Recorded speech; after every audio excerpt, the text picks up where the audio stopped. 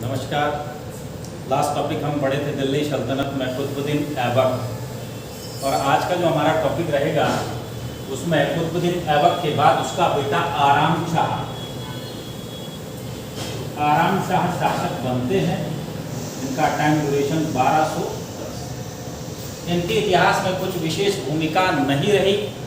ऐबक की मृत्यु के बाद तुर्क आमिरों के द्वारा आराम शाह को शासक बना दिया गया, लेकिन अयोग्य शासक साबित हुए आराम शाह, और इस प्रकार से दिल्ली के तुर्क अमीरों ने उसकी अयोग्यता को देखकर के बदायूं के गवर्नर इल्तुतमिश को दिल्ली आने का निमंत्रण दिया। दिल्ली आने का निमंत्रण देने के उपरांत इल्तुतमिश दिल्ली की ओर बढ़ता है और आराम शाह और ऐबक दोनों जूद नामक स्थान पर आपस में भिड़ जाते हैं, और परिणाम स्वरूप होता क्या है कि बदायूं के गवर्नर इल्तुतमिश के द्वारा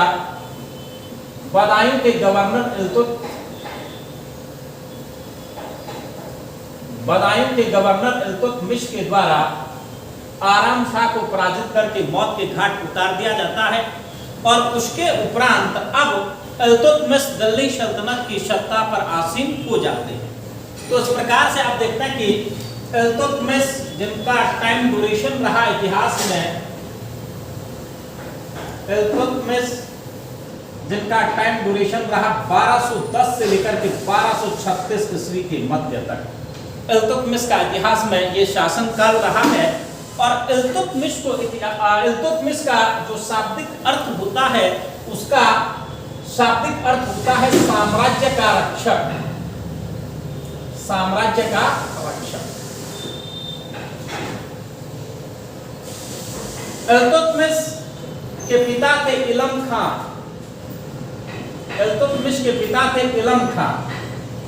और इल्तुतमिश सभी उसके जो परिवार के जो सदस्य थे, उसके जो भाई बहन थे, उनमें बड़ा एक सुंदर रूप का व्यक्तित्व था। और एक दिन ऐसा होता कि इलम खां किसी कार्य से निकल गए होते हैं, और उनके भाई जो कि उनके प्रति ईर्ष्या का भाव रखते थे, और उनको बेच आ जाते हैं दासों के बाजार में। और उस प्रकार से जब दासों के बाजार में उसको बेच दिया जाता है, तो उसके उपरांत मोहम्मद चुस्त कबा नामक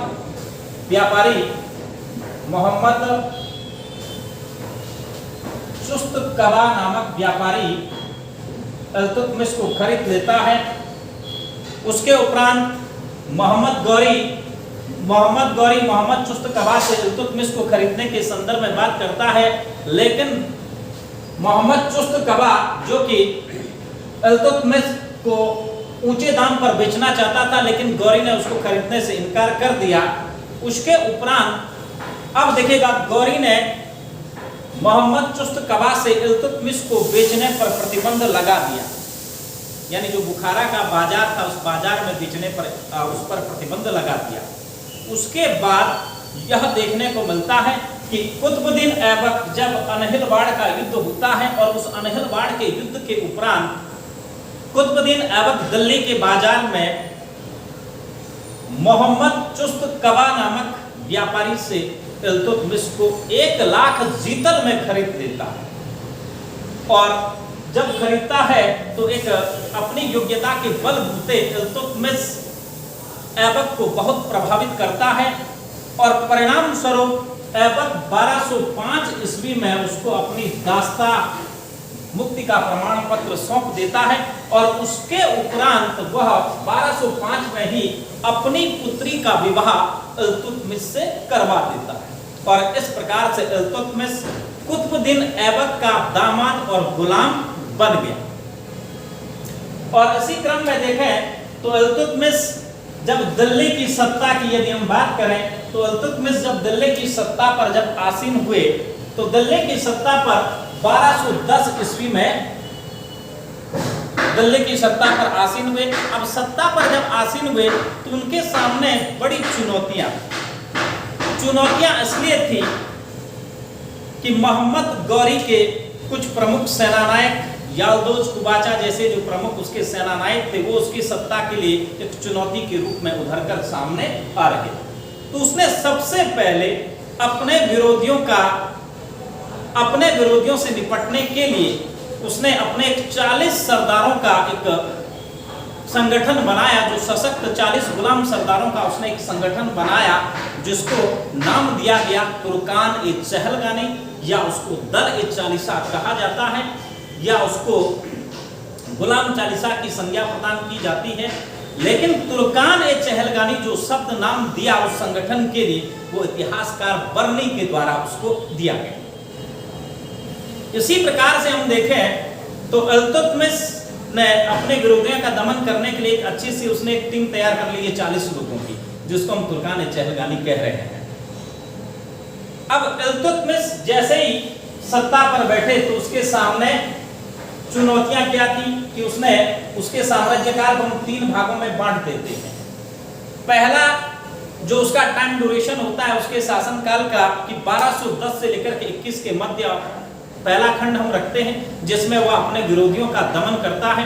दूसरा खंड 1221 से 27 के मध्य, जिसमें वो मंगोल समस्या का हल निकालता है। और तीसरा 27 से लेकर के 36 ईस्वी तक, जिसमें वह अपनी सत्ता संगठन का विस्तार करता है। अब अपने विरोधियों का दमन करने में सबसे पहले वो आपका याल्दोज से उसका मुकाबला होता है 1217 ईस्वी में और 1215 ईस्वी में, और जिसमें कि तराइन का तृतीय युद्ध जो कि 1215 ईस्वी में घटित होता है, जो कि इल्तुतमिश और याल्दोज के मध्य लड़ा गया, जिसमें इल्तुतमिश याल्दोज को पराजित कर देता है और इल्तुतमिश विजय प्राप्त कर लेता है और याल्दोज को मौत के घाट उतार देता है। इसी प्रकार से 1217 ईस्वी में मंसूरा का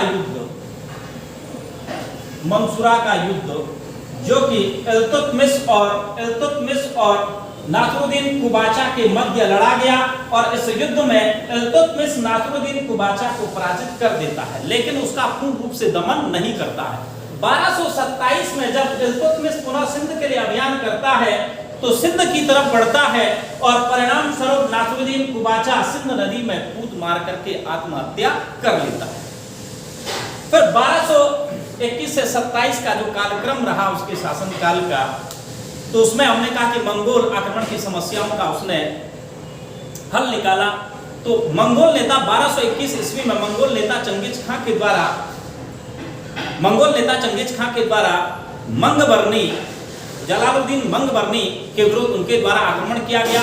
तो जलालुद्दीन मंगबरनी अपने प्राणों की रक्षा करने के लिए भारत की ओर उन्मुख हुआ, लेकिन चंगेज खान ने साफ साफ संदेश भेजा था, अपने दूत भेजे थे इल्तुतमिश के दरबार में, किसी भी कीमत पर यदि जलालुद्दीन मंगबरनी के लिए यदि आपके द्वारा शरण देगी तो समझ लेना कि पनिशमेंट क्या। और मंगोलों की जो गाथा थी, मंगोलों की जो आक्रामकता थी, उससे भयभीत होकर के इल्तुतमिश के द्वारा जलालुद्दीन मंगबरनी को शरण देने से इनकार कर दिया। इस प्रकार से मंगबरनी सिंध तक पहुंच चुका था। चंगेज खां उसका पीछा करते करते सिंध नदी तक पहुंच गया था, लेकिन 1227 में फिर वापस चंगेज खां चले जाते हैं और 27 में उसकी मृत्यु हो जाती है। और उस समयावधि तक इल्तुतमिश के द्वारा अपने साम्राज्य का विस्तार नहीं किया। और उसके उपरांत आप देखते हैं कि इल्तुतमिश का जो तीसरा टाइम ड्यूरेशन आता है 27 से जो 28 से 36 के मध्य का जो टाइम ड्यूरेशन हम लेते हैं, इस समय इल्तुतमिश अपनी सत्ता और संगठन का विस्तार करने की योजना करते हैं और यहीं से अपने साम्राज्य विस्तारवादी नीति का अनुसरण करते हैं। और देखिएगा इसमें देखिएगा कि 1226 ईस्वी में सबसे पहले रणथंभौर के विरुद्ध उसके द्वारा अभियान किया जाता है और रणथंभौर को विजिट कर लिया जाता है। और 1227 ईस्वी में उसके द्वारा मंडौर को भी विजिट कर लिया जाता है। मंडौर विजिट करने यानी मंडौर जिसको हम मंदसौर भी कहते हैं। और 1234-35 ईस्वी में उसके द्वारा मालवा पर आक्रमण किया गया। मालवा पर आक्रमण करने के उपरांत उसने विल्सा और उज्जैन को विजिट कर लिया गया। साथ ही साथ उज्जैन में महाकाल के मंदिर को उसके द्वारा खंडित कर दिया गया, उसको क्षतिग्रस्त उसके द्वारा या उसको नष्ट कर दिया गया इल्तुतमिश के द्वारा। 1235 ईस्वी में उसके द्वारा ग्वालियर की विजय की जाती और ग्वालियर विजय उसके इतिहास में सबसे महत्वपूर्ण विजय है, क्योंकि इस विजय के उपरांत उसके द्वारा अपने चांदी के सिक्के टंका पर अपनी पुत्री रजिया का नाम का अंकन किया है। इतिहास में आपका यहाँ से प्रश्न पूछा जाता है कि किस विजय के उपरांत इल्तुतमिश के द्वारा अपनी पुत्री रजिया का नाम अपने सिक्कों पर अंकित किया, तो वह विजय थी आपकी ग्वालियर विजय। उसके बाद 1236 में उसके जीवन का अंतिम अभियान होता है बमियान अभियान, और बमियान अभियान के दौरान उसका स्वास्थ्य बिगड़ जाता है और जिसके परिणाम स्वरूप इल्तुतमिश को दिल्ली वापस लाया जाता है और दिल्ली में उसकी मृत्यु हो जाती है। और ये भी आपका प्रश्न पूछा जाता है कि इल्तुतमिश के जीवन का अंतिम अभियान कौन सा था। तो इल्तुतमिश के जीवन का जो अंतिम अभियान था वो था आपका बमियान अभियान। तो उसको भी याद रखिएगा, बहुत बारी एग्जाम में पूछा जाता है। और उसके बाद देखिएगा सल्तनत प्रशासन के 3 अंग। सल्तनत प्रशासन के 3 अंगों में उसने सेना, मुद्रा और एकता प्रणाली चलाई। यानी सबसे पहले उसकी मुद्रा व्यवस्था के बारे में हम देखें तो इल्तुतमिश पहला मुस्लिम शासक था जिसके द्वारा शुद्ध अरबी लिपि का अपने सिक्कों पर उसके द्वारा अंकन किया गया। यानी शुद्ध अरबी लिपि में अपने सिक्कों पर शुद्ध अरबी लिपि का अंकन करने वाला इल्तुतमिश पहला शासक था। और इसी प्रकार से उसने 2 प्रकार के सिक्के चलाए थे, चांदी का टंका और तांबे का जीतल। चांदी का जो टंका होता था 175 ग्राम का था और जो कि एक मानक सिक्का के तौर पर उसके द्वारा प्रयोग में लाया गया। तांबे का जीतल की यदि हम बात करें, ये एक विशेष या विशिष्ट प्रकार का सिक्का था जो उसके द्वारा प्रचलन में लाया गया। इल्तुतमिश पहला शासक था जिसने अपने सिक्कों पर टकसालों के नाम का अंकन करने की शुरुआत की। यानी कहने का तात्पर्य है कि इल्तुतमिश सिक्कों पर टकसालों का नाम अंकित करने वाला दिल्ली सल्तनत का पहला शासक था। और इल्तुतमिश के द्वारा अपने सिक्कों पर खलीफा के नाम का अंकन कराया गया। साथ ही साथ आप देखते हैं कि उसके द्वारा अपने सिक्कों पर शक्तिशाली सम्राट और धर्म और राज्य का तेजस्वी सूर्य और सदा विजयी इल्तुतमिश आदि उसके द्वारा अंकित कराए गए। इसका उसके द्वारा अरबी में अपने सिक्कों पर अंकन कराया गया। और इस प्रकार से हम देखें उसकी जो एकता प्रणाली थी, एकता प्रणाली की जानकारी जो हमें मिलती है निजाम उल मुल्क की पुस्तक सियासतनामा में एकता प्रणाली के बारे में हमें जानकारी प्राप्त होती है। और एकता प्रणाली को अपनाने वाला वह दिल्ली सल्तनत का पहला शासक था। इसको भी याद रखिएगा। और इस प्रकार से देखिएगा उसकी एकता प्रणाली क्या थी। उसने राज्य को छोटी छोटी एकताओं में विभाजित कर दिया। यानी एकता प्रणाली थी कि किसी को नगद वेतन के बदले कृषि योग्य भूमि का लगान हस्तांतरित करना, ये थी आपकी एकता प्रणाली। और एकता को प्राप्त करने वाले जो सैनिक या अधिकारी थे उनको इक्तादार के नाम से संबोधित किया जाता था। और उसकी जो सेना की यदि हम बात करें तो इल्तुतमिश की सेना को हसम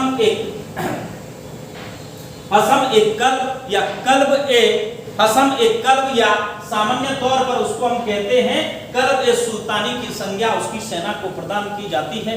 इल्तुतमिश के जो शाही अंगरक्षक के प्रधान थे उसको सर-ए-जानदार कहा जाता था। और इसी प्रकार से हम देखते हैं कि इल्तुतमिश ने 40 गुलाम सरदारों का भी उसके द्वारा संगठन बनाया। उसके शासन काल में यदि न्याय व्यवस्था की हम बात करें तो उसके न्याय व्यवस्था के बारे में इब्न बतूता कहता है कि उसके महल के आगे जो 2 शेर थे उन शेरों की गले में घंटियां लगाई जाती थी, 2 घंटियां लगाई गई थी।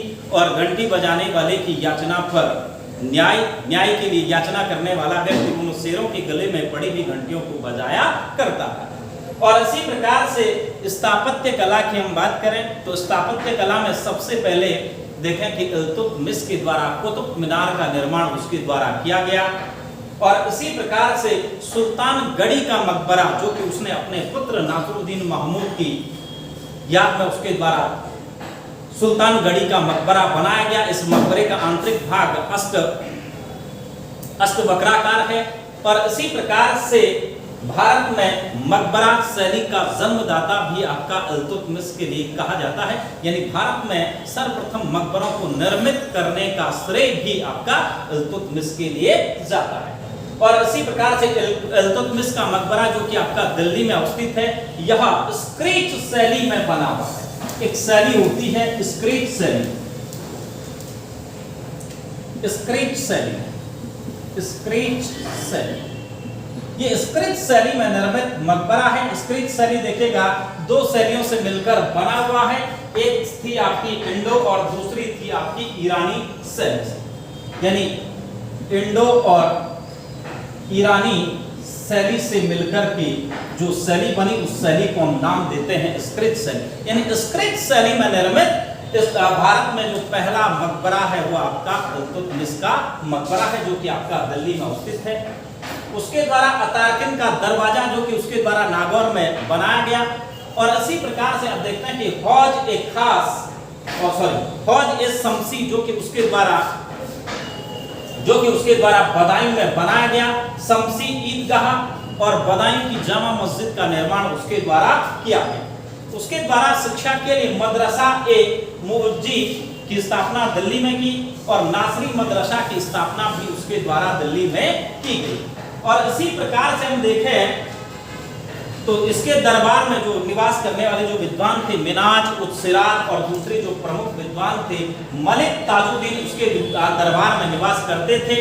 और इसी प्रकार से हम देखें इल्तुतमिश के निर्देशन पर ही शासन और युद्ध कला पर पहला भारतीय मुस्लिम शास्त्र आदाब उल मुल्क रचा गया।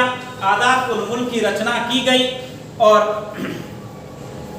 इल्तुतमिश ने अपनी शासन प्रबंधन व्यवस्था का पुनर्गठन करने के लिए अहमद जुनैदी और फखरुल मुल्क असमी की नियुक्ति उनकी सहायता से उसके द्वारा अपना शासन प्रबंध का कार्य किया गया। मोहम्मद जुनैदी जो कि उसका प्रधानमंत्री था। और जो महत्वपूर्ण बिंदु है 1229 ईस्वी में बगदाद के खलीफा अल मुंतसिर बिल्लाह से उसे विशिष्ट अधिकार पत्र या सम्मान सूचक वस्त्र जिसको हम खिलअत कहते हैं, खिलअत उसको प्राप्त हुआ। यानी खलीफा से अधिकार पत्र प्राप्त करने वाला वह दिल्ली सल्तनत का पहला शासक था। और इल्तुतमिश को दिल्ली सल्तनत का वास्तविक संस्थापक कहा जाता है। वह दिल्ली का पहला संप्रभुता संपन्न शासक था। उसके द्वारा अपनी राजधानी लाहौर से दिल्ली हस्तांतरित की गई। तो ये था आपका इल्तुतमिश और उससे जुड़ी हुई जानकारियां। धन्यवाद।